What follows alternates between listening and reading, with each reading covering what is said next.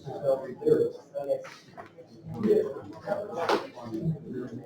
turn out.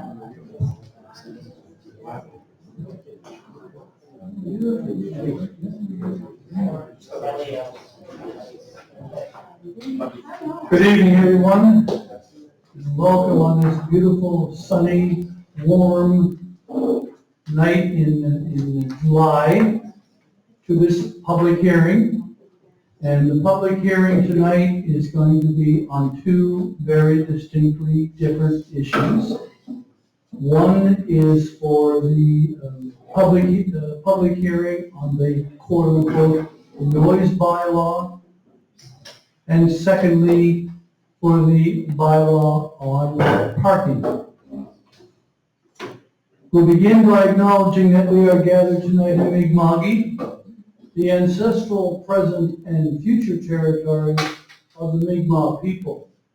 And tonight we gather with the intent followed by the living peace and friendship treaties, and we do so with respect, cooperation, and coexistence. The agenda for the public hearing is fairly straightforward. We will ask anyone who wishes to comment on either the noise bylaw, and later we will do the parking bylaw, not the barking bylaw.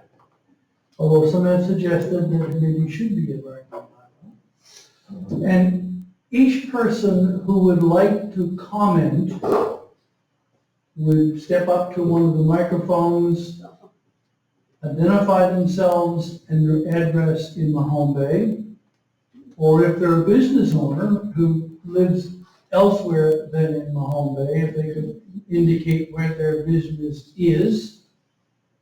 And then they've got 2 minutes to comment on the proposed bylaw. Okay? Yes. And we'll begin with the report of the clerk, CAO.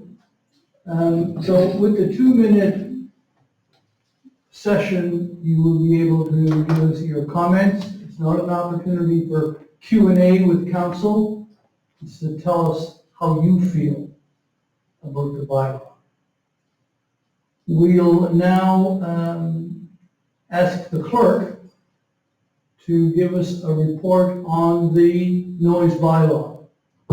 This report in particular is on comments, submissions that were received at Town Hall. Clerk? The background to how council came to be here tonight. So at council's November 14, 2023 meeting, the following motion was passed after receiving a recommendation from the Policy and Strategy Committee that council direct staff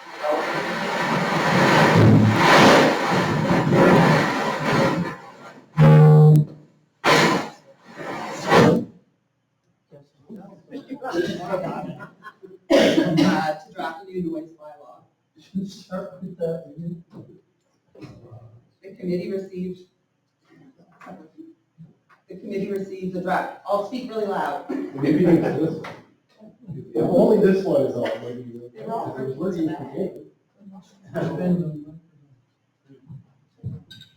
Okay. The committee received the draft noise bylaw at their May 27, 2024 meeting and made a recommendation to council. Council received that recommendation at their June 11, 2024 meeting and passed the following motion. The council directs staff to amend the parking bylaw as discussed to be presented to council for first reading at the June 27, 2024 meeting. Sorry.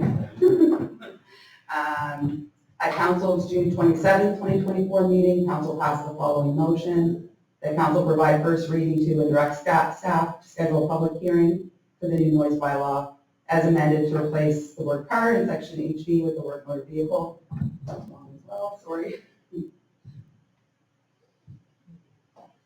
As presented. Staff made the requested change and the public hearing was set for today, July 17th at 7 p.m. Notification of the public hearing was made in the progress bulletin on July 3rd, the town website, the town's Facebook page, the mayor's newsletter for July, Prior to this hearing, comments were received from Joelle Gogol, Peter McPherson, Ian and Yvonne Cox, the Andrew family, and the Mahone Bay Tourism and Chamber of Commerce, and forwarded to council today, July 17th, 2024.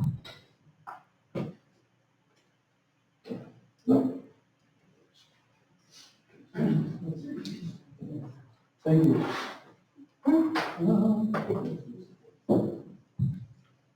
Thank you for that. So you heard the submissions that council received at town hall from some of our citizens after the first reading was completed and directions were given to arrange for this session. So with that, we will open the floor concerning the noise bylaw for anyone that wishes to make a comment or statement about the bylaw. And I would remind you, you have 2 minutes.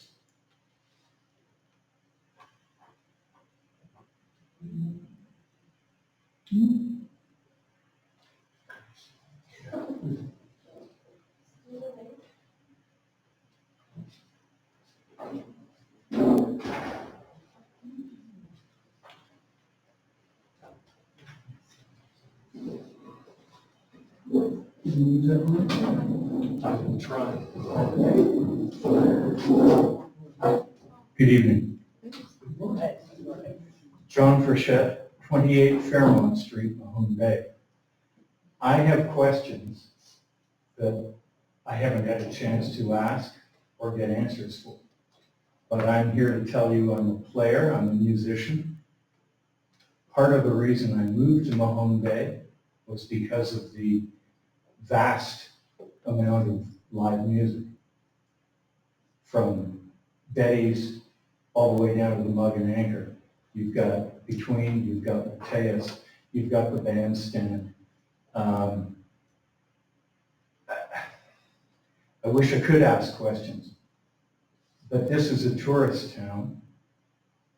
A huge number of people come into this town to hear live music. We're blessed with so many places that offer it.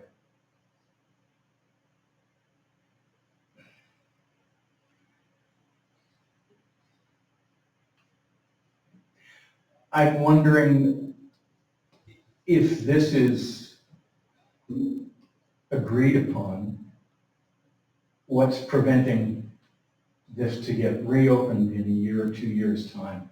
Oh no, it's not quiet enough, we have to make it quieter. And then we become a laughing stock in South Shore because nobody goes to Mahone Bay to listen to music, they go elsewhere. It's not a finger point, it's a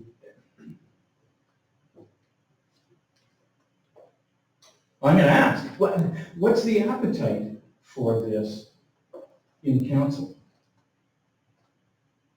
Is this being rolled out because somebody suggested it? Or is everybody on side and thinks it's a wonderful thing? Nobody's even Council's answer. doing a little finger puppet response. I've got a ton of questions, but I'm told I can't ask them. But I think it'd be horrible to, but where do you draw the line? Is that going to be the end of music in the bandstand? How far from the bandstand is too loud? Did you read the bylaw? Do you have to be, yeah, I've read the bylaw. How far from the bandstand do you have to stand? We're not going to be addressing questions at this venue, but I think. When can I ask my questions and when can I get answers to If you them? were to come to town hall, you can ask any questions. I was unable to make it, so I watched online. Well, that really told me nothing. Well, the town hall's open every day. And if you want to call me, I'll talk with you and I will get the questions you want to get answered, Okay, okay? well, that's part of it. Well, that's, Yeah, I just think that when you have a gift horse like this town and the businesses that provide such a variety of music, to risk losing that is just, it's sad. If people want peace and quiet, why don't they move to Maitland or Blockhouse? Anyhow,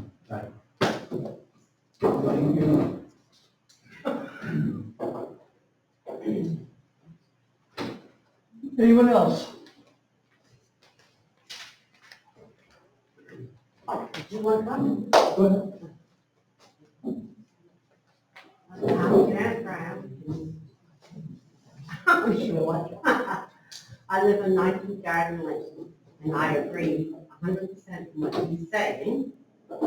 How are you going to stop the cars with them using Latin? And how are you going to stop the noise at Bayview School? I live there and it's wild. I know somebody could agree with me on the noise. And I'm gonna, maybe it's not. This is just about music, okay, so what about the mowing lawns in the evening? Where I heard that at the time you can't mow your lawn, you can't use a blower, you can't use a snow blower. When is people allowed to do that? Mm-hmm. And I've lived here for 40-some years. And to me, I think this is absolutely ridiculous. This is, like you said, a nice town. We're way up there, we thought it was quiet. But the school moved in, and which means you need a new school. I'm not down in the school. But it's the outsiders, they come in, they just rip around that school, and the music and the bouncing off the balls when they're playing ball, it's ridiculous. I've got that much off my plate. Thank you.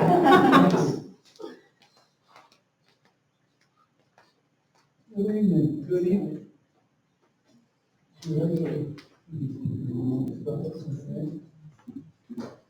Name Scott Lutz, 21 Edgewater Street. Thank you. I'm just going to speak in particular to the section that's part of the bylaw, prohibitions and limitations. And it's paragraph 5, and there are a number of sub-paragraphs associated with that. It begins with the proposed decibel amounts that are going to be allowed in the time limits. Excuse me. One thing I find interesting about that is that they seem to be across the board. I think that some consideration might be given to looking at that as a seasonal thing, so that there would be additional layers in summer, as as the previous commentator said, with music outside, I think that there could be distinctions made as far as the timing, and there could be additional layers added to this that would, give a nod to live music, to people having a party outside, whether it's a dinner party or what have you. I think that's something that might be considered in addition to this. Section B has a sentence that seems nonsensical to me. The latter part of the sentence reads, actions taken by a person in a stationary motor vehicle that produces unnecessary noise from the engine exhaust system braking or tire to road contact. I'm not sure how a stationary motor vehicle generates much noise with tire to road contact in that scenario. C makes sense to me. The previous commentator mentioned that. D, I find a bit troublesome because the subparagraphs seem to be presented independently. So if subparagraph D, which says operating or permitting to be in operation a sound system at such a level that the resulting sound is heard in the dwelling unit other than the dwelling unit in which the sound system in question is located. If that's not subject to subparagraph A, then any music playing, regardless of the level, in your neighbor's house, if they have the windows open in summer, is subject to contravention of the bylaw. So I think that needs to be reconsidered. And the same follows with subparagraph E, causing loud or unnecessary noise. If that's not subject also to subparagraph A, then part 4 of subparagraph E, which says partying, well, you could be having a quiet dinner party. But if your neighbor can hear the murmur of conversation without it being subject to the decibel amounts, then any level of murmuring is grounds to bring a noise complaint. So I think there are several structural problems with the way this is written. My final comment with regard to the penalty, which is paragraph 14, speaks nothing to who will police this, whether it is the police or whether it is going to be a bylaw officer. And if that's the case, are they going to be brought into play at all hours of the night? And how's that going to work? And the amounts of fines, which range from $250 to $1,000, is that an arbitrary distinction? If I don't like you, then I can, well, not me, whoever's policing this. If they happen to be annoyed, then they can say it's $1,000. Or if they like you, they can say it's $250. There's no stipulation as to what determines the, or why, or by whom. Thank you for your time. Thank you.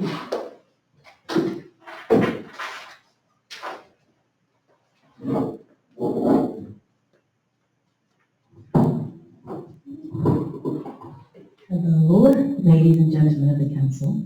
I'm Christine, and I'm here this evening to represent the chamber that I chair on. We totally support you in needing to do something with any of the obnoxious noises to keep our tranquil town tranquil. However, our fear and concerns is around the vibrancy of stifling the vibrancy of our beautiful town. For the tourists, for the residents,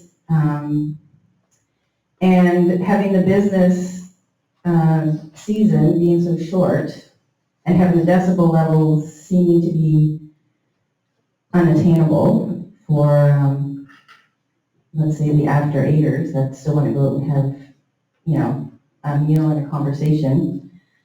I would just like to ask you to reconsider the adjustment of the numbers. And like Scott said, the amount of the fine seems really steep.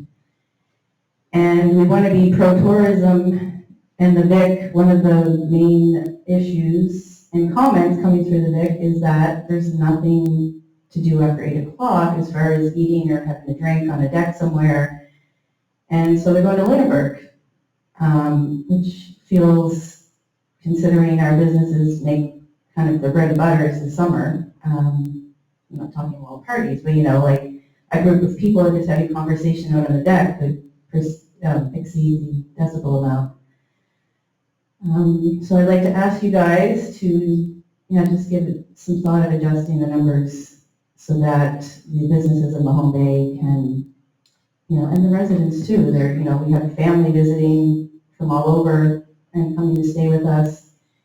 And we may be out on our deck having a few drinks or no drinks, tea, and just giggling and having conversation. And what does that look like when the police pulls in the yard and it's like, stop having fun. Thank you for the consideration, and I hope you give it some thought. Thank you, Madam Chair. Anyone else wishes to comment?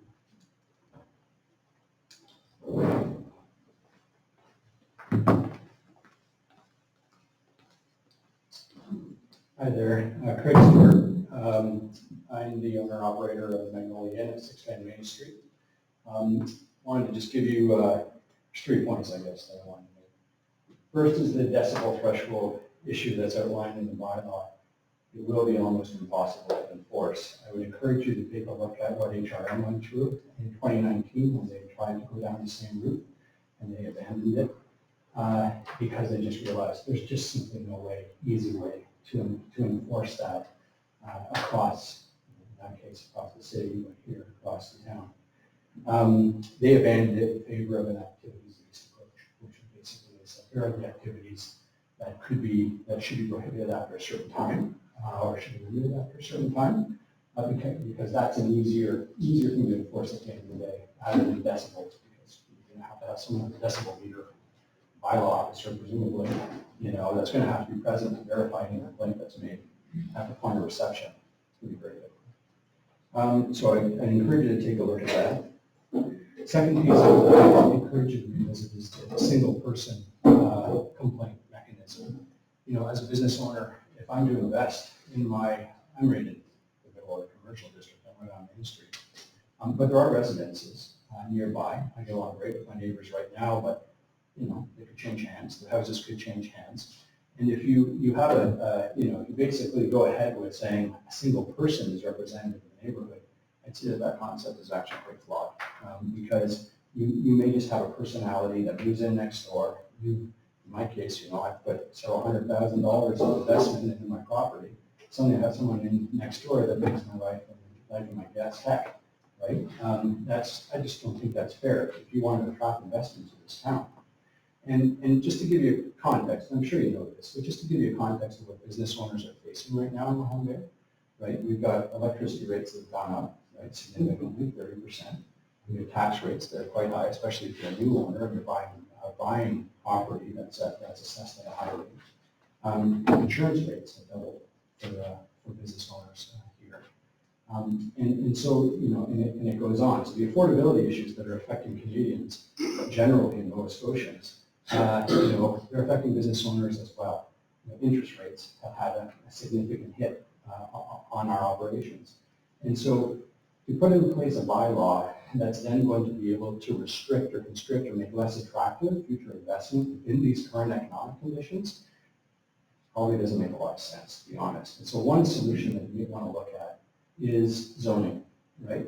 We've heard earlier about seasonality being maybe an approach, lessening it during certain seasons. Perhaps also looking at zoning and saying, in the commercial zone, maybe a later time frame, maybe, instead of 10, 11 o'clock makes sense, or certain activities are allowed in the commercial zone. I get that our residential neighbors want quiet, peace of mind, quiet after a certain hour. But maybe in the commercial zone, there's an expectation that if you're in this area, it's going to be a bit louder a bit later. And so consider that nuance when you're finalizing the bylaw. So those are the points I wanted to make. Thank you. Thank you.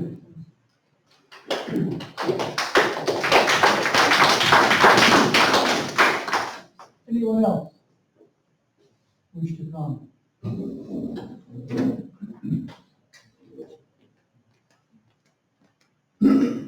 Your name and address hasn't changed. No, this is my second home. I come to be with I think that we have a beautiful town. There's lots of activities, lots of museum, musical. We should be proud of it, not downing it. And that's what seems to be taking place. It's being down. Let the music go. We all grew up, I'm sure there's no, well, Ben's here, he's the young one. We all had music. We all had fun. Why put the town down with a little bit of music, a little bit of fun? It's to me, I think this is absolutely ridiculous. Spend your time doing something else that's worthwhile. That's my opinion. Thank you.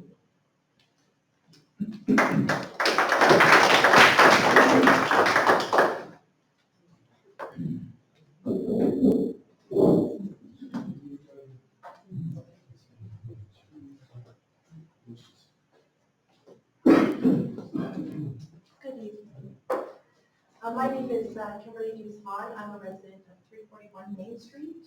And Judy Lancaster at 335 Main Street. And I think as neighbors, we all sit around and talk too, and we just wanted to present our issue as well. It is the music at Betty's and the Salt Box that is a concern. Us personally are not bothered by it at all. We actually enjoy it. And I think the greater issue is the stop sign that has been put on Main Street that's generating the noise in our town. The music isn't keeping us up, it's the traffic on Main Street that's keeping us up. Can I just ask a question? Is there, I'm not any question? No question. Oh, it was just in regards to an engine brake bylaw. Do we have, I can't ask the question, do we have an engine brake bylaw? Can't ask the question. We do not, because we're hearing. No, we'll go, we won't visit on that, but we Okay. don't have a tape right here. Okay, so with that stop sign, that has been a huge, huge issue. I would just love for council and mayor to just come, you're welcome to sit on my porch at any given time and just observe what's happening at our residence. And it's day and night.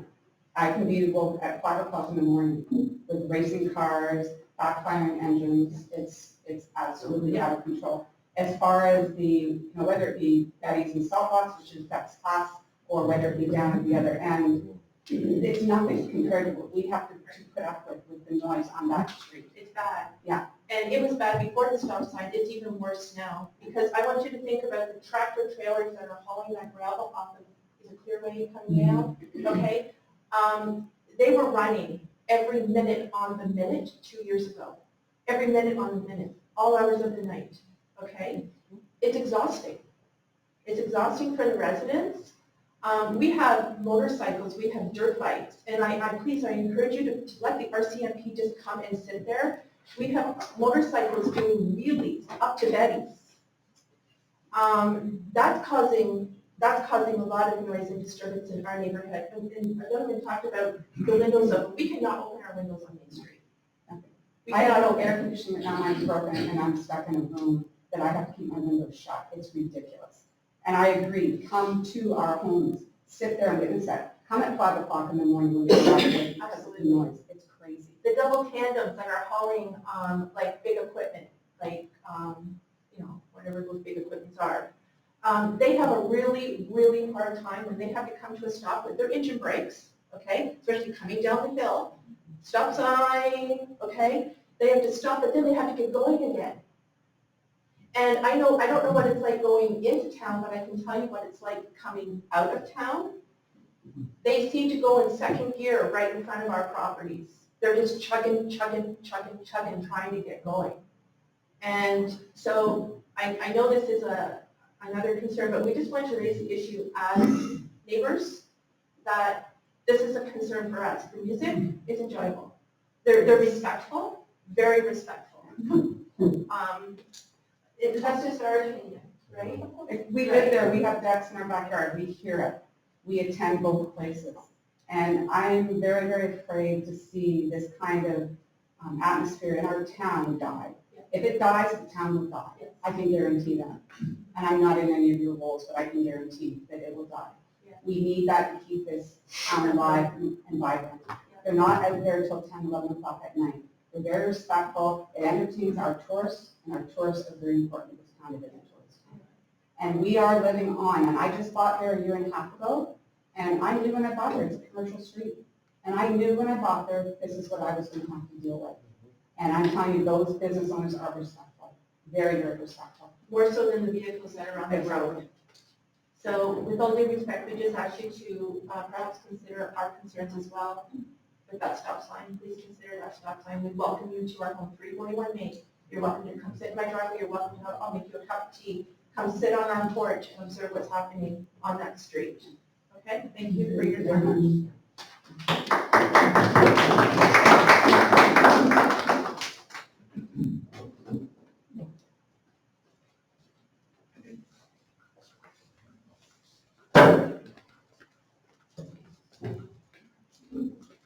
Evening. Hi, my name is Laura Payne. I live in Halifax. I've been touring around looking at prospective buildings to perhaps have business here. I gotta tell you, I've recorded every single person who's been talking here, expressing their opinion, how unattainable 70 decibels is. I don't think, would anybody say that anyone was yelling or very loud? Everyone was 110. Now, I know that we have some magnification, but 70 decibels? There's 7 commercial residential buildings for sale in town. 3 of them have been on the market for years. So for someone who, have you thought of the potential effect to the vibrancy of the downtown with this coming in? Like what possible other businesses could there be if you have to be below 70 decibels? Like no music, no crowds, no talking to a neighbor on a back deck.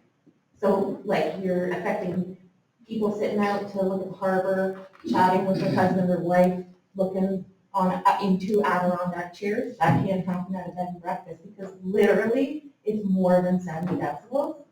So you're affecting the inns, the Airbnbs, the restaurants, no music. I think it needs more consideration. I agree with the gentleman who spoke earlier. It's also not very enforceable, and you should really, really consider looking at something more similar to the HRM because we kill the downtown, honestly. Okay, no Mug and Anchor, no Mateo's music, like no Elaine trips.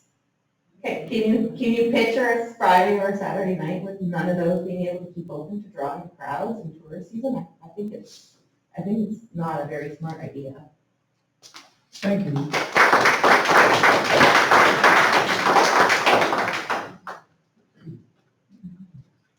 Continuing with the noise bylaw, does anyone have anything else out there?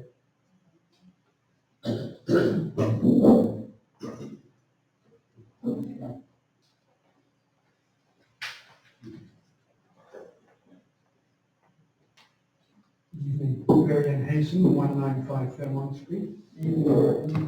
I didn't really intend to say anything coming in here, but the comments from the audience forced me to start reading the Bible, which I must confess up until now I hadn't been reading.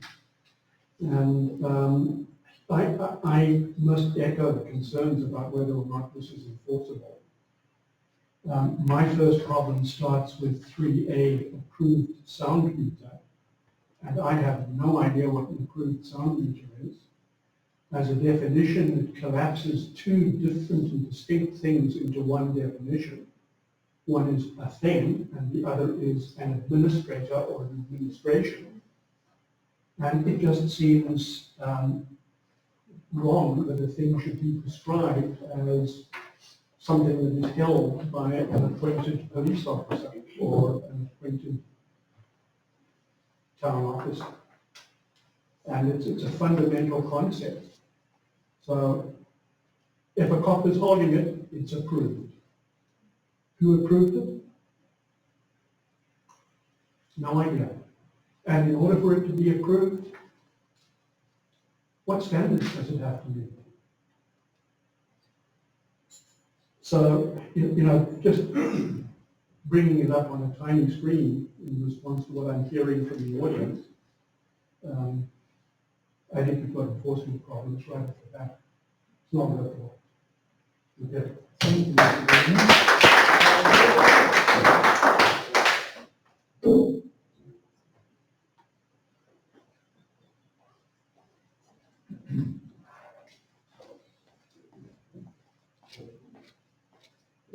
My name is Sharon Kenny and I live in Oakland, but I'm a real estate agent and I list and sell or, represent buyers in Long Bay, Oakland, in that area.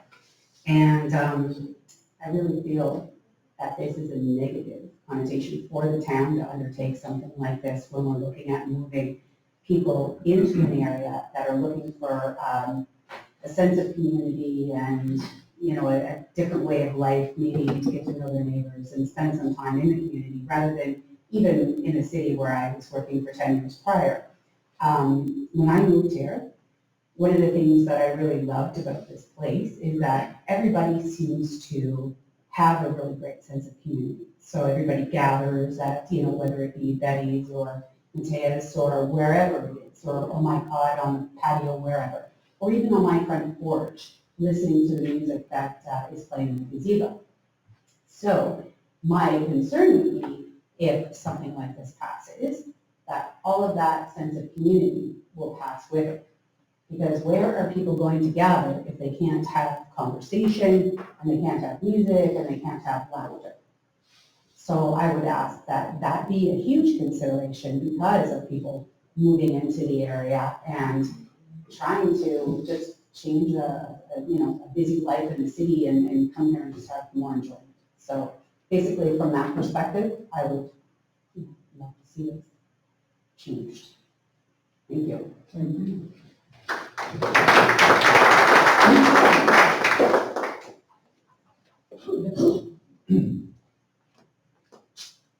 Evening, my name is Marshall Dakuda, 54 Woodstock Road. I wasn't going to get up because I've only been here a year, but I thought my perspective would be interesting because this is all new to me. When I first came to Mahone Bay, I was very impressed by the tranquility of it and peacefulness, and actually, what the woman spoke about, the fact that the salt box has always got a crowd there, or it's a beautiful setting to be social. And we're already fighting on a global scale the inwardness of our humanity of going to the screens and televisions and disappearing. And Mahone Bay, I'm from Bermuda, Mahone Bay was like Bermuda was in the 70s, and I won't go into what happened there, but basically, I feel like this is a fine balance between maintaining the tranquility and also supporting the community and supporting how the community gets to get together. And that's our strength. So, to be brief, I would say that this is not really an issue, especially if this is a one thing between a neighbor and one restaurant. I don't know what other complaints you've had, but what I'm aware of as being a member of the Chamber of Commerce is that this came up from this one incident. Maybe there's other incidents that are not known to me. But I don't feel like this is as much an issue of enforcement as it is an issue of communication. And if there are parties that are worrying over a particular situation, I think we, as a town, and maybe as a town council here, if we start learning how we can get the neighbors to actually communicate in a better way and have compromise. So there will have to be some compromise, honestly, because you've got a complaining party and you have an offending party, according to what I understand. But trying to make this very draconian sound restrictions in a town that needs to thrive in the summer.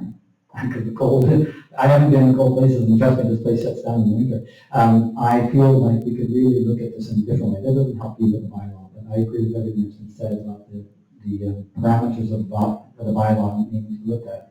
But I wanted to say on record that maybe the council, everyone in this room, and the parties involved could really start looking at how to communicate and have compromise. So we don't have to go to the government, or in this case the town, to try to regulate our humanity.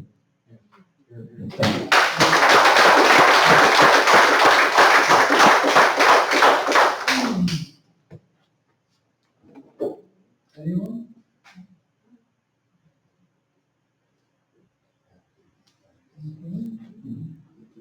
Last chance? For now. Okay? Clerk, did you manage to track all of this discussion? All right. Then with the completion of the presentations or the statements by members of the public on the noise bylaw, we will go to the public hearing piece where citizens can comment on the parking bylaw.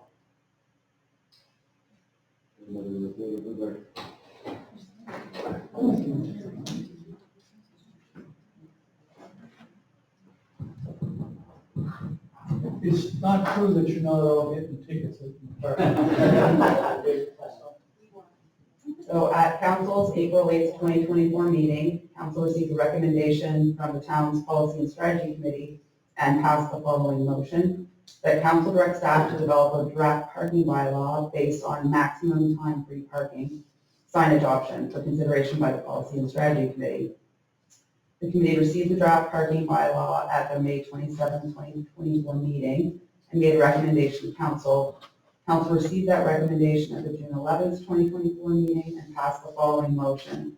The council directs staff to amend the parking bylaw as discussed to be presented to council for first reading at the June 27, 2024 meeting. At council's June 27, 2024 meeting, the following motion was passed. That council provide first reading to and direct staff to schedule a public hearing for the new parking bylaw as amended to replace the word car in section HB with the words motor vehicle. The public hearing was set for today, July 17th at 7 p.m. Notification of the public hearing was made in the progress bulletin on July 3rd, the town's website, Facebook page, and the mayor's newsletter for July 2024. Prior to this hearing, no public comments were received. Thank you. So, who would like to comment on the proposed bylaw concerning parking in the town?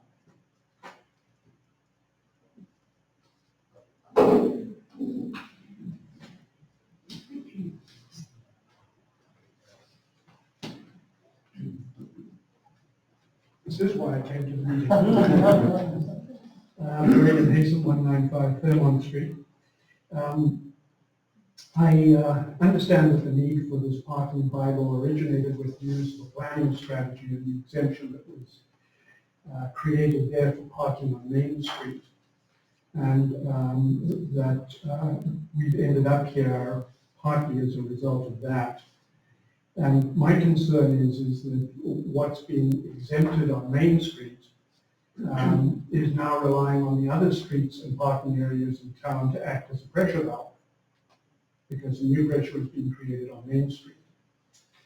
And my concern about that is that as a resident, I don't know exactly what the council is going to do about this issue. I have no idea at all. And so the way I read the bylaw is that it empowers the town council to deal with problems that are either created or that the council believes may be created as a result of this exemption. And I would really like to know what's being proposed in concrete terms. So I've got a recommendation for amending section 4 that would allow citizens an opportunity to see what council is proposing and an opportunity to respond. So my suggestion in relation to section 4 is that what is currently section 4 be renumbered as subsection 4.1, and that 2 new subsections be added. First of all, that 60 days written notice must be given to the public of a motion that's being proposed under section 3 of the bylaw. And then as subsection 4.3, that the notice shall describe with precision the placement and design of the proposed signs and set out in detail the terms or conditions for parking of vehicles that will be established pursuant to the signs. That's it. I'll leave this. Thank you.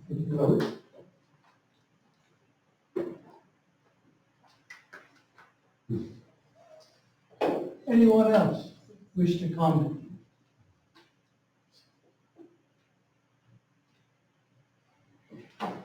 No one? I'm not talking anymore.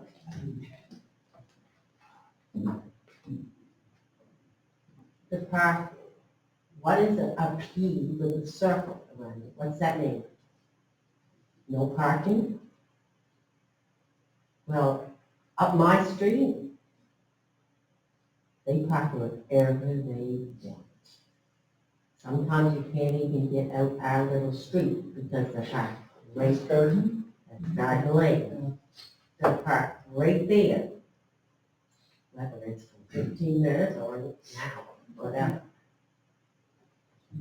They don't, before when the school was built, the RCMP patrolled that. there was no parking on our side. And there's all kinds of signs there. They don't know what the P in the circle is. They park there. If a fire truck or an ambulance had to get up that street for an emergency, there's absolutely no way.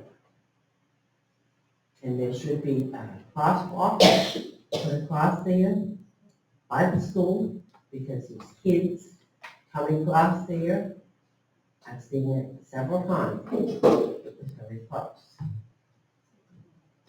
As far as downtown, we've got tourists. We've got big trucks.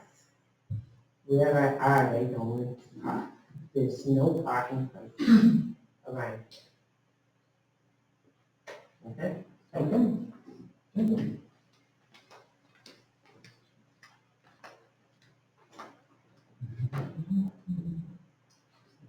You want to do that? You're good?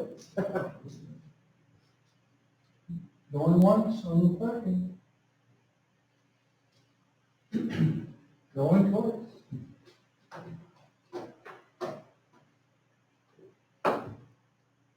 Okay, that will conclude our discussion, the public hearing for the bylaw piece. And no final comments. We're now going to adjourn this session, and we're going to convene a special meeting of council, and we will hear the report of the clerk on the noise bylaw, which reflects the kinds of things that we heard tonight, and also the report of the clerk on the parking bylaw. And then, if there is a motion for second reading, it will be considered by the members of council. Still do the approval of the agenda. Yes, that's a very good reading. Better go to that now. So with that, we will declare the public hearing closed. And we will now open the special meeting of the Mahone Bay Town Council. And we will begin yet again, acknowledging that we are gathered tonight in Mi'kmaq, the ancestral, present, and future territory of the Mi'kmaq people. And tonight we gather with the intent followed by the living peace and friendship treaties, and we do so with respect, with cooperation, and in the spirit of coexistence. We'll call the meeting to order. Council members, you have an agenda. What is your wish with the agenda?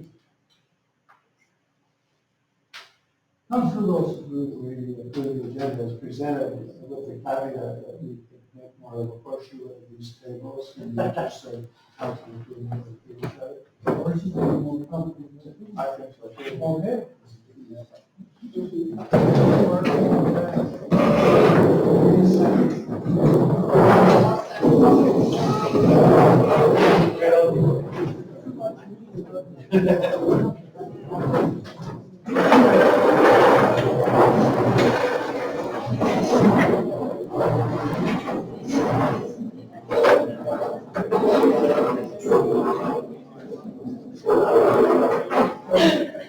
No, it's not.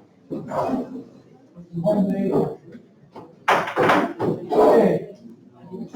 I think we have a motion to approve the agenda. Seconded by Councilor Okay, Lowe. can I just interrupt? See, that is why neighbors don't get along. Danielle's walking out through the door, she turned and blows me a kiss. That's why we can't get along as neighbors. That's her opinion, that's okay. That's just how it is though, up on Main Street. Okay. Let's go. Yes, we are in a meeting. Yeah, let's go. Let's go.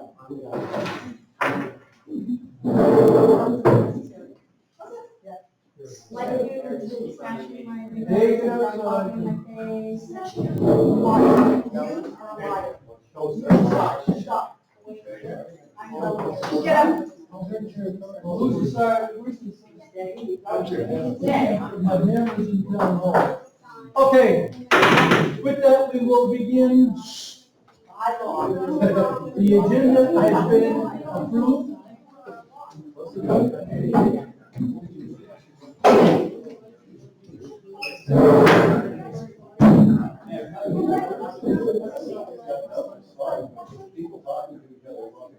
Let's take it outside, people, please.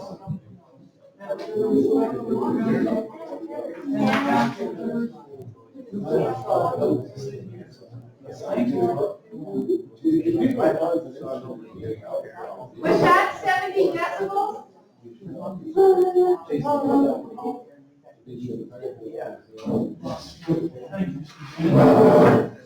Okay, we have approved the agenda. We didn't. How do we get the star in light of voting on the agenda? All in favor?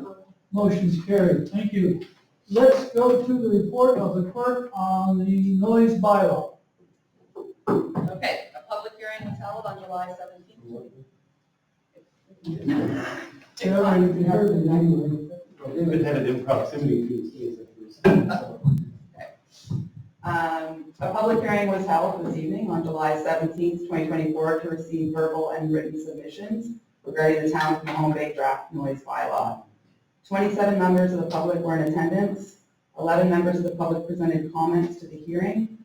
5 written submissions were received prior to the hearing, and 0 written submissions were received at the hearing. The hearing adjourned at 7:42 p.m.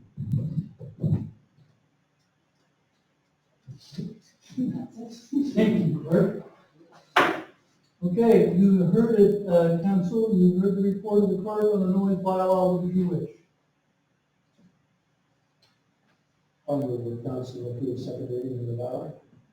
Thank you. I'll second. Moved and seconded. On the question. Maybe some question, if you want to. No, it's okay. So I had a flashback on saw Christine, and the children in the 80s, it was like 80s movie Footloose when all the community is fighting to stop the music and stop the kids from dancing. Okay, I kind of felt for a second, wow, no fun being on the other side of the table. But, I think there has to be some understanding of how we've gotten here this evening and how this bylaw has evolved, and how this is not the first time we as a community have gotten together and talked about this. This is really about 18 months of back and forth around trying to strike the right balance. I was pretty heartened by the, how cordial the meeting was up until, 7:50. Coupled with the fact that we had a really nice note today that I thought was fair from the chamber. And I think that fairness really illustrates kind of how the bylaw has evolved. And we've done a couple things. One, the bylaw, we've changed the times, and that should be noted. The other thing that should be noted is 46 of the 49 municipalities in this province have a noise bylaw. Towns and municipal governments require noise bylaws to have in their inventory tools to deal with chronic abuses. So the question is not, can a town survive without a bylaw? Every town has one. We're the outlier that we don't have one. So you need a fair one and one that's reasonable. Our noise bylaw, with all of its flaws and all of the problems around enforcement and all of the confusion around the decibel meters, is consistent with many of our peers across the province, including Kenfield's. Our noise bylaw is virtually identical to Kenfield's. So we're not outliers. This bylaw, in my opinion, is not a far-flung outlier. It's very consistent with the new provincial standards. Certainly not perfect. And certainly made, and I think there are lots of reasonable input to that effect tonight. But if you believe that the town needs a bylaw to be really keep up with the standards of municipal government, I think this is a good place to start. And I would be inclined, with all of its flaws, to support the motion. Thank you. Councilor Green. Councilor Gardner. Yes, I will support the motion as well, and after a great deal of thought and rereading and retracing the trajectory of the discussion that's been going on for more than a year, and with many different revisions. I've taken note of some of the suggestions tonight, for example, the zoning and the seasonal ideas, but bylaws can be changed. I think we're ready to implement this bylaw, and it's not written in stone, it can be changed. So we can live with it for a while, and if it needs to be altered, we can do that. Some of the additions, and one of the critical ones, I think, is the preamble to the bylaw, which focuses on community mindedness, good neighborliness. And that is the key factor. No matter what the decibels are, the goodwill is the important part. The willingness to talk with your neighbor, the willingness to listen to your neighbor. That is the key to making the kind of community that everybody here tonight has spoken about. The lively, vibrant place where people have fun. I don't see anything in this bylaw that says people can't have fun or that people can't play music. I don't see that anywhere. It's written so that repetitive, continuous, irritating music that intrudes into another person's private space continuously and unceasingly is something that can be addressed with some rules and regulations. And at least with a bylaw officer, that could at least perhaps trigger a discussion between neighbors who might then listen. But the main thing is, I think that it can be changed down the road. And I think that the 10 o'clock closing time, given that one business in the town is limited already and has been limited for several years to a 10 o'clock shutting the doors time because of the development agreement, it wouldn't seem fair to extend permission to all the other businesses in town to stay open until 11 o'clock. There's something unfair with that. So I will support the bylaw. We're here, we've done a lot of work on it, and I'm ready to support it. Thank you, Councilor Farrell. Councilor Brown. Yeah, I have a lot of thought, but I will support it. I think down the road that it will need some tweaking, because there are some things in there, and I've heard some good suggestions tonight, but we've come a long way before we have. The one part that isn't mentioned, and I think is very hard to determine and enforce, is the vehicles. Somebody is through town, and all of a sudden they got it, and, I've heard motorcycles up my way, and I know they're here on Main Street going somewhere, and they just rev it up, or even cars come along and they'll be driving, and all of a sudden they let it slack off the gas, hit the gas, and all of a sudden you hear boom, boom, boom, boom. So I think that's going to be a very hard enforceable thing to do, but as far as the rest of it goes, I think the 10 o'clock has been struck, and I think we've had it for a while, as Councilor Carter said, with the one business, that type of thing. It needs some tweaking, but we put a lot of work and thought into it, and so I think we should proceed and see how it goes. If it doesn't work out, then we change. I would stop now. You have not heard us. This was a hearing, a second. It's our only opportunity to provide comment. You've already made a decision clearly before you arrived here. No, I am interrupting you, you're disrespecting everything you heard tonight. You have had an opportunity. Excuse me, you're going to have to be asked to leave. You understand that? This is a council meeting. You're not allowed to speak during a council meeting. You will be asked to leave. I haven't heard. You've made your decisions before you arrived. That's my point. Thank you for your point, but at this point, if you don't start talking, we are going to have to ask you to leave. Okay, go ahead, Don. Councilor Lestrade, please. Well,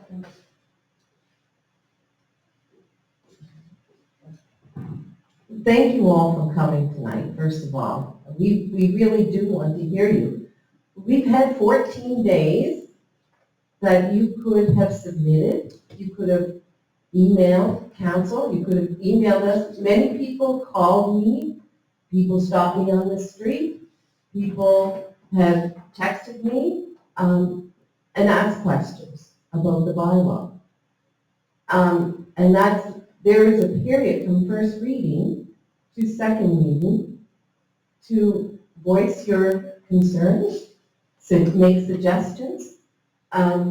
And you heard the report from the clerk, the number of submissions that were written and sent into council, and you heard the voices here tonight. And we heard some very good suggestions. And I'd like to affirm that, this bylaw can be tweaked at some point, but we have to start somewhere. And we worked very hard for balance when we did this. I'm a musician. You probably could hear me warming up my voice before I go to church on Sunday mornings with my windows open. But that is not the kind of thing that we are talking about. We're talking about people who just don't want to be good neighbors. I live next to the salt box and I live next to that four-way stop in Main Street. I live across from the liquor store. We do not have a poor quality of life, but the car vehicle, I will say, the car noise is getting worse and worse all the time. We now have ATVs driving up and down the roads. We have little Hondas bombing, hour after hour. We have the motorcycles who have whipped up Clearway Street for 2 hours straight on a Friday night. And I hear all that.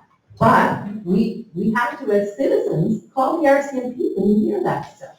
Try and get a video. I know people are trying to do those things because they're gone by the time you call the police, right? So, we have to try and do some things ourselves sometimes too, and as hard as it can be, or you don't feel comfortable calling about your neighbor. I know that is a challenge, but if someone is repetitively disturbing the peace intentionally, there are people who powers are 8 o'clock at night till 11 o'clock at night. Those are the annoying things we are trying to do away with and have some kind of quiet in neighborhoods. But you need to, call the bylaw officer, call the town hall, report to the RCMP when things are active. And it's hard to do, but it has to be done if you want to see change. To complain about it on Facebook, they're not going to read Facebook. You need to do, we have emails, we all have emails. We all have, the town hall can take calls and we can return calls to you, and we gladly do that. But each of us has a role to play in peace and tranquility. Listen, I've got 3 adult children and they like to sit on the patio, and I'm sure you can hear us down the road. But it's not every night. It's not intentional to disturb people's lifestyles. But there are people who are repeatedly aggravated, it's disturbed by certain loud noises. You can sit on your deck and still enjoy yourself. Some people try to use that to intimidate people, to be against the bylaw. We're not shutting down the bandstand. We love the music. We support the Legion Band. We love to hear the music. Many of us attend those events at the bandstand and elsewhere. We're not against business. We want business. And I thought the presentation and the report from the business chamber was very fair, Christine, and I thank you for the submission and what you said tonight. But this is a start, and like Councilor Feeney said, other municipalities have it. This isn't for you just enjoying yourself on your deck or going downtown and listening to some music or having a meal out on the deck. This is about repeat offenders who are constantly disturbing the peace. And sometimes people need to be reined in. And as far as the fines, and I think the fines are for repeat offenders. They increase as you repet it. It's not that I'm going to give you a $1,000 fine for squealing your tires and I'm going to give this person $250. It's for progressively, one offense, two offense. I really believe that the bylaw officer we have now is quite reasonable, and often it's a first warning. It's not a fine. It's to allow you to know that you have, made an offense. Also, I think Kelly knows a lot about decibels readers, and he can probably say something later on, he may not, about how those machines work. I think, Varian, you had a question about what the quality was and what that really meant. But anyway, I thank you for your submissions, and I will be supporting this bylaw.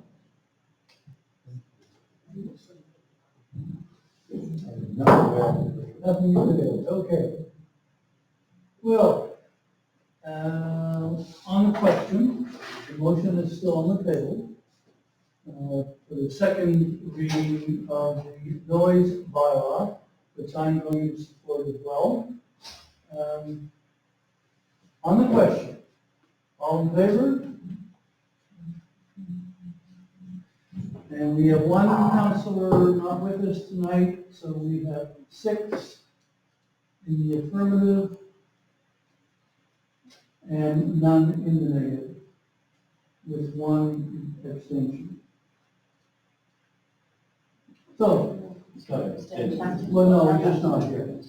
That's right, it should make that difference. Okay, so we will declare that the noise bylaw second reading has successfully passed. Let's go to the report of the clerk on the public hearing for the parking bylaw. Seems like a lot of people turned out. I don't know. A public hearing was held this evening on July 17th, 2024, to receive verbal and written submissions regarding the Town of Mahone Bay draft parking bylaw. 27 members of the public were in attendance. 2 members of the public presented comments to the hearing. 0 written submissions were received prior to the hearing, and 0 written submissions were received at the hearing. The hearing adjourned at 7:48 p.m. Thank you, clerk. Somebody care to make a motion on the second reading? Thank you. Seconded by Councilor Now. It's been moved and seconded for the second reading of the proposed bylaw. On the question, did you wish to comment, Councilor Herbert? I would have been prepared to support the bylaw as is, until I heard the suggestion about adding upstairs notice of installing signs. So is there a way of tweaking the bylaw with that kind of comment installed? I would think that is a substantive change. It would push you back to first reading. I guess I would also note in response to that comment that there's nothing saying that the council can't give 60 days. There's just simply nothing in the bylaw requiring notice to be provided. So you're talking about a procedure as opposed to a bylaw. Council can absolutely confirm that through procedure. Just a motion tonight after passing the bylaw would be sufficient to set a procedure and simply say the town will by motion give notice, but you'll want to be fairly clear about how and when. Okay, Councilor Feeney. Mayor, just as a point of clarification, I think Varian spoke to this well. I mean, this is really an adjunct to the land use bylaw changes that many of you were also in the room for with the discussion. The decisions were made with eyes wide open that we were going to provide the exemption on both sides of Main Street within the commercial core. And I think what we're dealing with is we're dealing with some of the outcomes of that decision, but that decision was made with council understanding that this bylaw was going to be brought into health. And so we'll see. I think there is a very specific answer to Varian's question about what other solutions is town contemplating. I don't think that's an unreasonable request for a citizen to have. I think I see Mr. Falkerman there. We certainly suggested to everyone in the room, formally and informally, that the town may be in a position where we have to acquire property to turn into public parking to deal with some of these issues. So those are the kinds of things, Marion, that I think will be under review and contemplated down the road, because I think there's complete agreement that the off streets, including Pleasant and Claremont, are certainly going to have more impact going forward. But at least this, again, is under the theme of fairness. If someone parks their car, they can't park there 24 hours a day. There does need to be some rotation. So I think this is a good bylaw, and I'll certainly be supporting it. Thank you. Councilor Allen? Yeah, the reason I supported it was because all this is doing is giving council the authority to put up signs to restrict parking to a certain time limit, that type of thing. And it doesn't say it just up in Main Street. You can put a time limit on Pleasant Street or any of the other streets. So, but this is just giving council the authority to do that. Not necessarily saying we're gonna do it, but it does give us the authority to do it. And with all those things in mind, so that was the reason I supported it. Okay. Mr. Wilson, did you wish to comment? Well, maybe just one comment, because one of the, there is a kind of an ancillary motive behind this bylaw, and that is, and I hope I don't offend anybody with saying this, but the habit of the people that run the businesses in town of showing up first thing in the morning, taking all parking along Main Street, because it's close to the work, and leaving no room for the patrons. And this, if implemented as a time limit of parking, would eliminate that possibility. Thank you. Councilor Osborne, did you have a comment before? Well, I've always said that parking is probably our number one issue here in town. And I know we need to remedy that somehow. I don't know how that will come about. There's been some very good suggestions for that.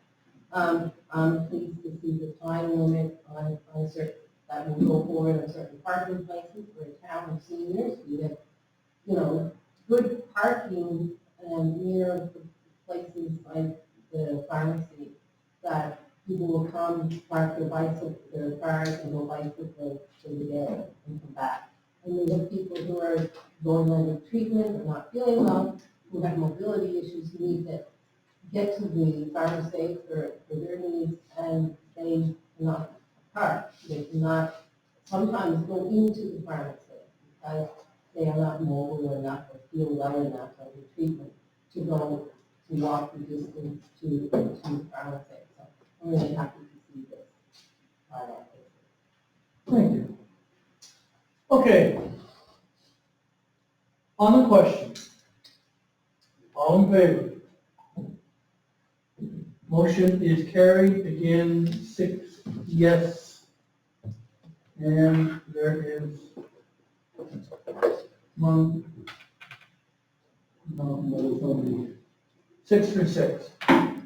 Okay, Councilor Carver. So I would like to make a motion to the effect that the comments of the CAO earlier in the meeting. So I need some help in formulating it. The motion would be to allow council to provide for advance notice of the installation of no parking sign, or time limited parking signs. Would that be publication of the procedure, Mr. Hyde, or?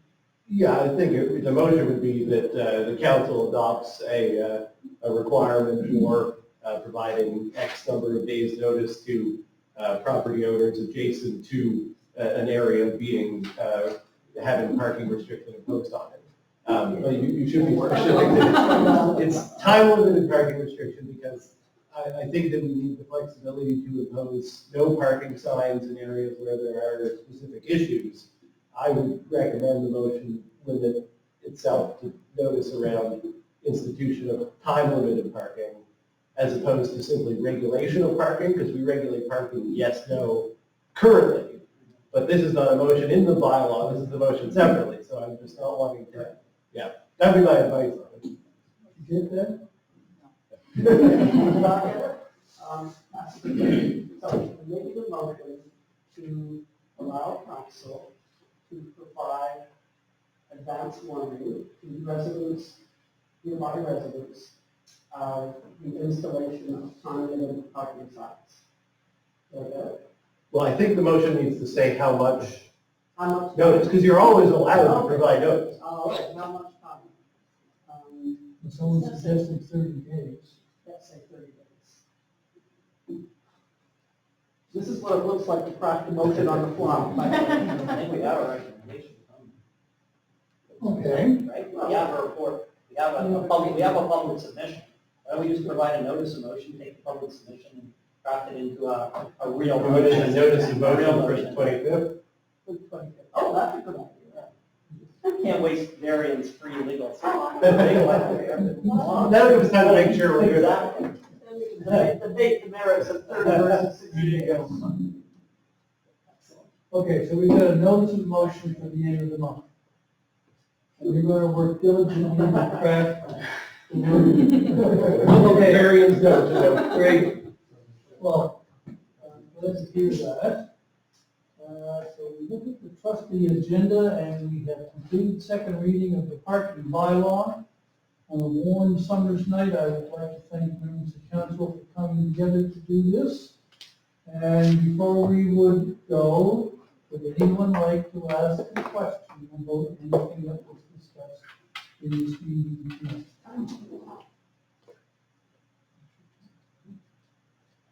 Can I ask from here? Sure. Sure. You have now moved to second reading. This was the second reading. This was second reading. Yeah. So now that it's past second reading, what's next for each of those? Over the CAO. So a bylaw that's past second reading is confirmed on our end, but it still needs to be proclaimed by public notification. So I think we have to publish notice that the bylaw has been passed and will be now enforced. And then it will be enforced from there. Okay, and what's the time frame for proclamation? I guess you just, a week, isn't It'll it? be in the paper next, Do they still have to go in? the final. The next Wednesday. Okay. And enforcement of those bylaws, well, I guess in this case, the noise bylaw will subsequent to the proclamation be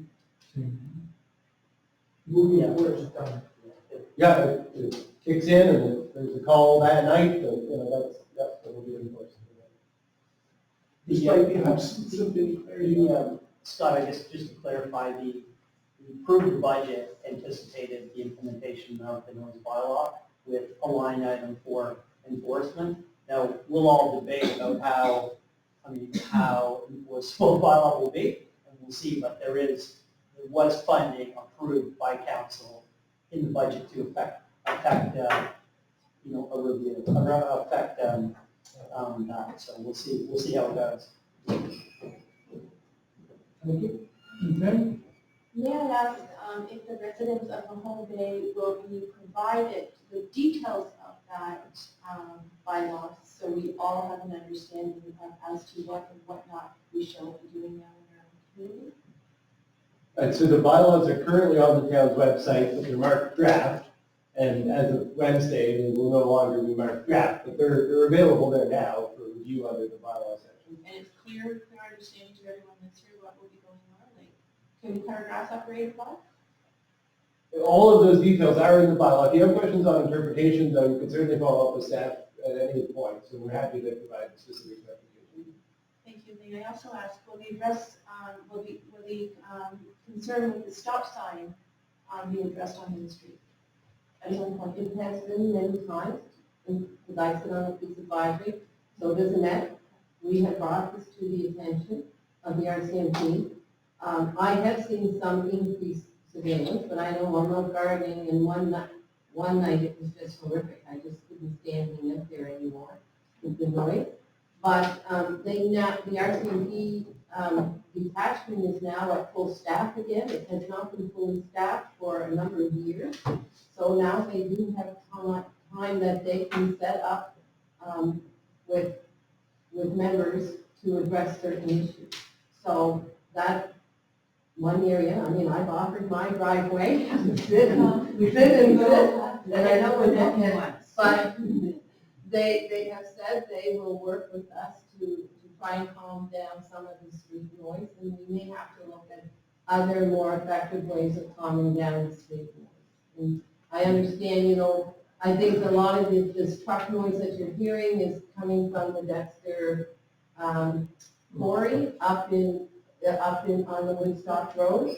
And I know, I hear all that noise. I mean, it is very disruptive.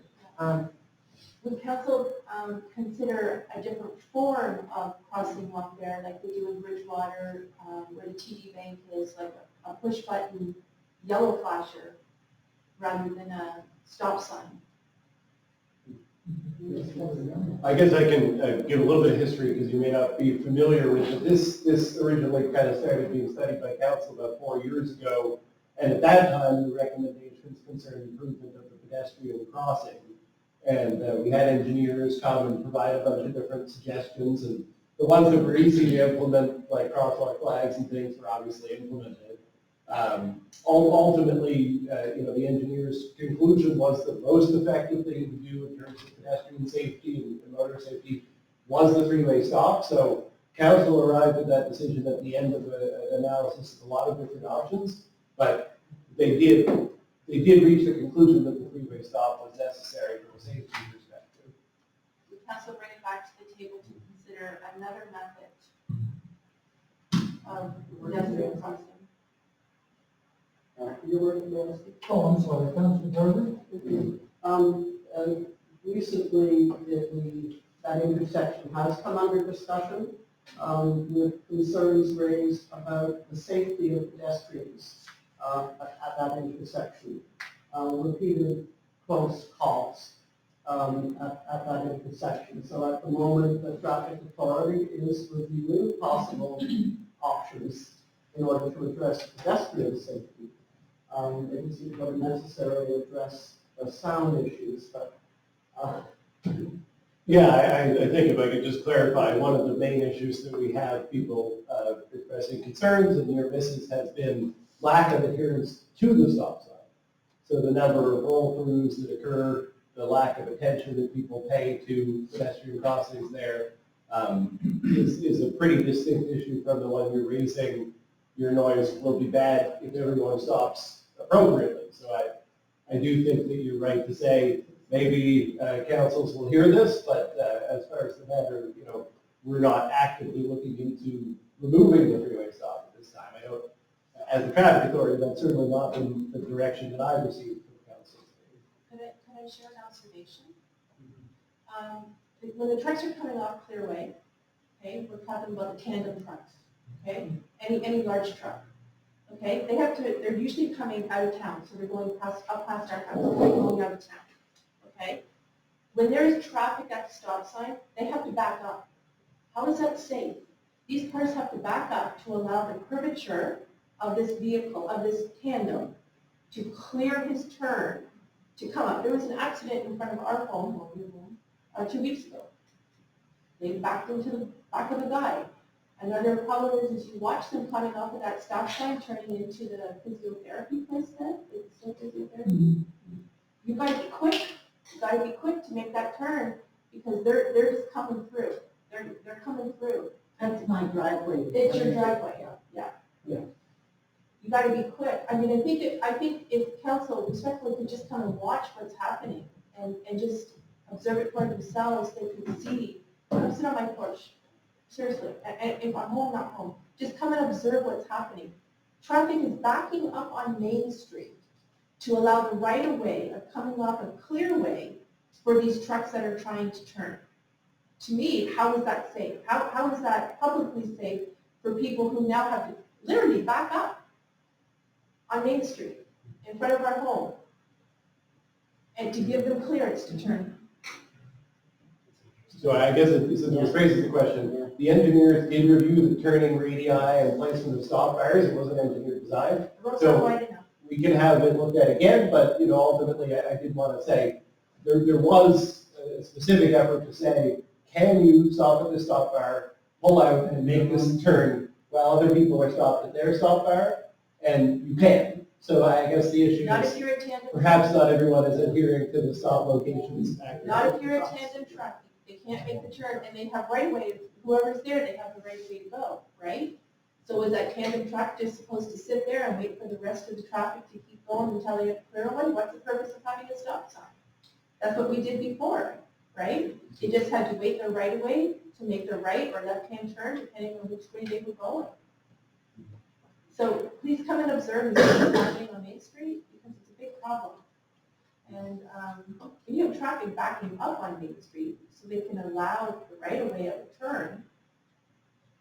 And making that, well, yeah, making that left, it's the left-hand turns that, are dangerous, right? You need to come and watch what's happening. You really do. You just need to come sit and watch what's happening. The left-hand turn from Main Street Onto Annette's driveway there. Oh, no. You've got to be quick. If you're at the stop sign at the salt box and you've stopped, and now you're making the left-hand turn onto Annette's driveway, and you have traffic coming down Main Street, you've got to be super quick to make that turn in there, if you're a driver. You could always close the next driveway. We could. We could always- Yeah, we were. You know what, it is, I think there is a problem there, and I think it's something that we might refer to our traffic authority, the consultants that we talk to, ask them to investigate, as you suggest, and see if there is another approach to how we can deal with that particular intersection. So was it put up because of the school? That's what I understand in your mayor's newsletter. It was put up for the safety of some of the students. in The that three-way school. stop? Yes. It was, I think it was primarily put up because there were vehicles who were not stopping. And we were looking for ways to make that intersection safer. And the way that we chose to use was the one that saw a three-way stop sign, and then I think there's a flashing light on as well. To let people Just one know. other point. So as long as I've been on council, and far before me, councils have sent many, many letters almost begging the province to be able to reduce the speed to 35. In fact, I believe the province's response back to us was only in the last 18 months, right? When they came back and they said, no, we have to keep it at 50. And the original objective was to just try to get the traffic calmed down to 250 along that corridor. And the other one, we still have, as you know, coming down from the 103, down that hill in front of Ketty's Landing. I mean, we have our signs that we do what we can, but as everyone in this room knows, cars are whipping down that road more at 80. So we really haven't had a partner with the province. 50 is the law of the land, and that will not change. I don't think any future council will be able to change it either. Would that be considered even in the school zone? Like, we're so close to the zoo, Well- the school, would we be taking into School consideration? zone is 50 kilometers, 30. So would that be considered, Yeah. if the crosswalk is there for the students and their safety, would that not be perhaps considered as a school zone for those children crossing during school hours? Or a crossing guard to actually cross them In lieu of the stop sign? in lieu of the stop sign? I wouldn't do it in lieu of the stop sign. Or the speed limit reduced, because the purpose of the sign, according to your mayor's letter that I read, was because there was children who needed to cross there. But they needed to cross, I've had some parents say, I wouldn't let my kid cross at that stop sign. People just don't stop. The school zone used to be, right outside, the sign used to be outside my yard on Main Street. It is now only on Clearway. Right. It's not even on the school. No, it isn't, but it was once part of the school zone. Right, so even when children are present, like you see, like driving down, to Pleasant Beach, when children are present, you must reduce your speed to this zone for the safety of the children, if that is actually what that stop sign is for. Okay, we'll take it up with our traffic authority. Thank you. Okay? Anything else? Just a point of process, and just perhaps you can advise me going forward. This is the second council meeting I've attended and tried to make constructive comments. And at both of the meetings that I've attended, it became clear that the decisions have been made before the hearing started. And my fear is, my concern is that it it frankly undermines the entire reason why you would have a hearing if the decisions have been made before the hearing starts. And I get the point that there's 14 days, but I'm a face-to-face person. I prefer to represent myself in person rather than write a letter. And so, and I don't believe on the noise bylaw there was an opportunity at first reading for an intervention. So this was it. Tonight was it. This was the only opportunity for public intervention.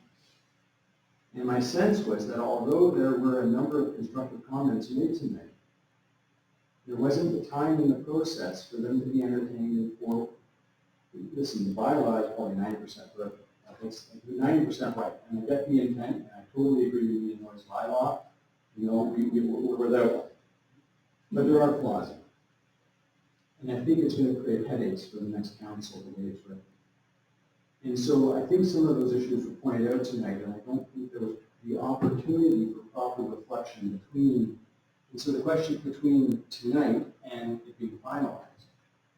And so my question is, what a process?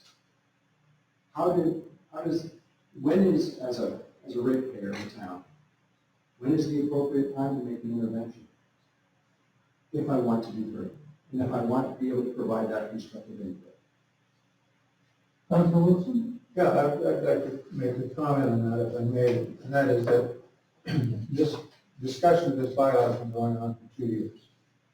We've had at least half a dozen hearings, at least 1 or 2 legal reviews, countless council meetings about it, and I can't speak for the rest of council. When we did first reading a few weeks ago, my attitude was that I'll come here with an open mind.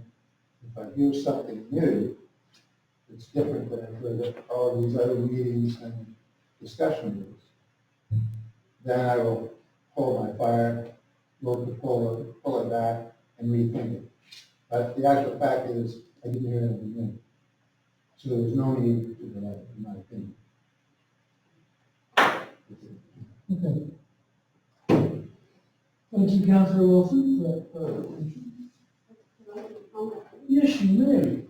So if the question is, has this group of people conferred beforehand to arrive at a collective decision beforehand, the answer is no. We have, but we have workshopped the bylaw in the policy and strategy committee separately from council meetings. Those meetings are public, they're advertised, anybody can attend, come to the meeting, ask questions afterwards, write letters, stand up in public input meetings, in council meetings. As Councillor Wilson said, it's been going on for 2 years, many discussions. So the material has been workshopped collectively by the people around the table. So we're pretty familiar with it. And like Councillor Wilson, I came tonight more or less convinced that I supported it because I've been working on it, but ready to hear something new. And I heard you talk about the possibility of zonings, and I think that that's a perfectly workable idea. I wasn't prepared to shelve this right now, to pay attention to that, but it will hang around that idea, and it will come back. And we can work it in, or it can be worked in the future.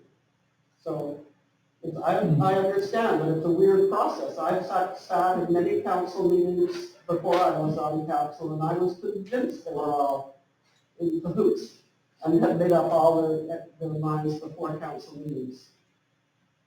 Nope, I haven't spoken to a soul about it, other than in the meetings in the forums. Councilor Moore. Yeah, Thank you, Councilor Fair. I have to also say that, there was nothing prearranged. I came tonight with an open mind, actually leaning against the bylaw. But like I said, there's nothing new presented, and I got the feeling that some of these suggestions tonight, if they're really good suggestions, could be changed. But I wasn't going to postpone it after 2 years of debate, method, before actually trying to implement it. So hopefully, some of those good suggestions can be implemented down the road. CAO? Sorry, Councilor King. I think I'd just say, there's an understanding of the level of frustration when someone from the community on a warm summer night comes and talks to council. Either at this hearing, hey, if you want to come, we're having a similar hearing about the cemetery bylaw in 2 weeks. It'll be fascinating. But the challenge is you've got this construct where we can only receive information, we can't respond to you with any feedback. And it's because of the limitations of the MGA. And so while it's apparent that it's frustrating for a community member to talk to people who are just sitting there stone-faced and silent, believe me, there's frustration that there's no real mechanism to respond. And that's why I think when we get into the council deliberations, that's hopefully, and you can get the color and the flavor of the commentary, that we're unable, by form, to deliver in the public hearing. So, I mean, one of the things I think council dreads the most is coming to a public hearing and only being able to receive information, not being able to impart any positive or negative feedback. And but so I think we're all cognizant of the challenges of the way the process is formalized. And just a tiny little addition to that, and to Kelly's point, because of the limitations of the hearing process, council essentially created a miniature hearing at the beginning of each council meeting. So at the beginning of each council meeting, anything on the agenda for that night, people are welcome to make comments around it. And, that gives council time to consider it at an early stage or a drafting stage. So unfortunately, in this case, I think anyone's perception, this would appear to be a very limited 14-day process. But ultimately, as they've said, it's a culmination of quite a long process that this council has worked to add more opportunities and more transparency and to create those opportunities for dialogue. Just the one place that they really don't belong is during that limited hearing, because the draft is locked in and the only choice they have tonight is yay or nay.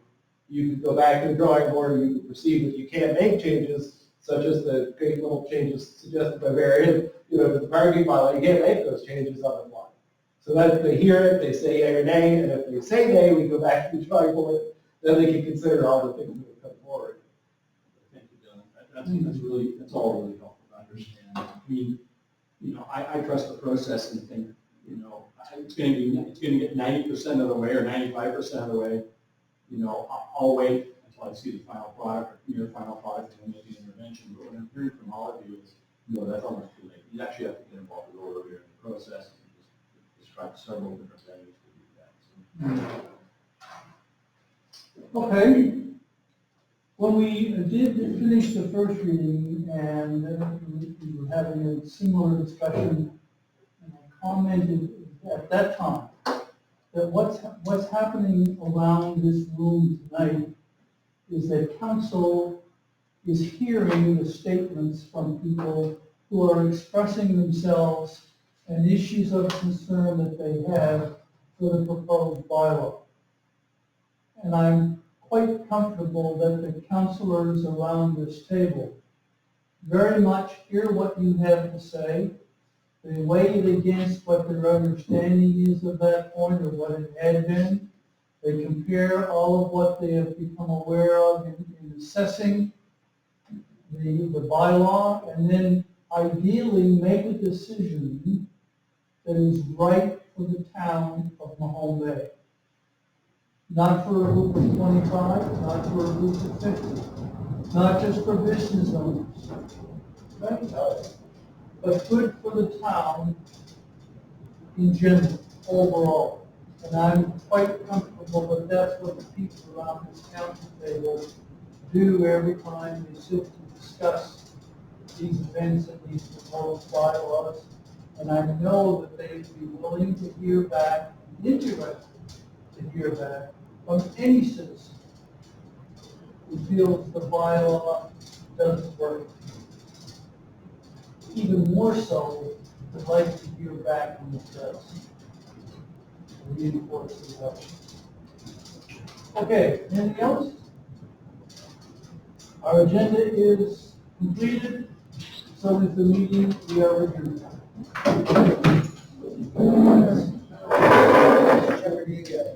After you 25, like